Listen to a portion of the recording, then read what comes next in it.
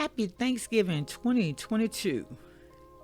As we celebrate Thanksgiving this year, let's be grateful for the life that God has given us. No matter your desires, please understand that you can always have more material things, more popularity, a higher socioeconomic class.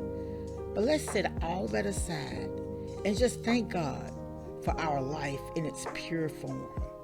Thank Him for the activity of our limbs, a sound mind, loved ones, and the very small things that we often take for granted. Things that we need. For example, simple things like toilet paper and paper towels, to name just two. I would be amiss if I would not take a second to recognize those loved ones whose lives were taken in Colorado, Virginia, most recently, in our local areas and across the world. I have spoken on this so much until I may have persons who have unsubscribed, but for the rest of my life, I want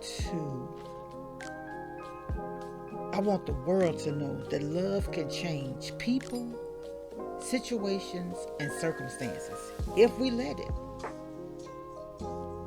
I've learned a profound lesson one Sunday in Sunday school, and it just shook me to my core, and it tugged at my soul.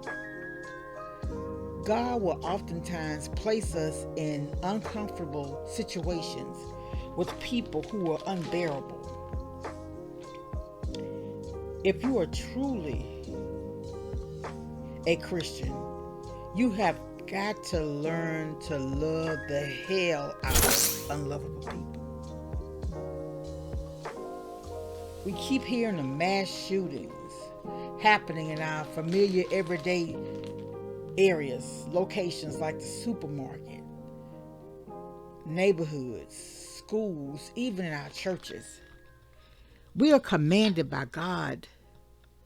John 13:34 and 35 says, "A new commandment I give unto you, that ye love one another as I have loved you, that ye also love one another. By this shall all men know that you are my disciples, if ye have love one to another." And love is, what is love? It's more than a feeling. Love is an action based on conscious decision to value others. 1 Corinthians 13:4 and 5 reads, "Love is patient, love is kind, it does not envy, it does not boast, it's not proud.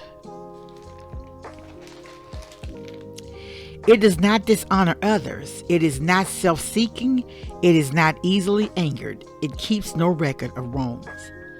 My prayer for us all this Thanksgiving, while spending time with our loved ones and families, we consciously search our hearts and hold on to love and hold it so tight until we will have enough to give to every person we meet.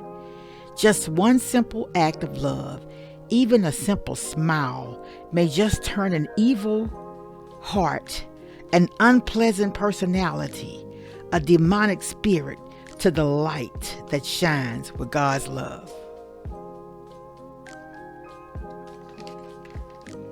From my home here in Louisiana to your home anywhere in the world, happy Thanksgiving. Much love. Enjoy your day.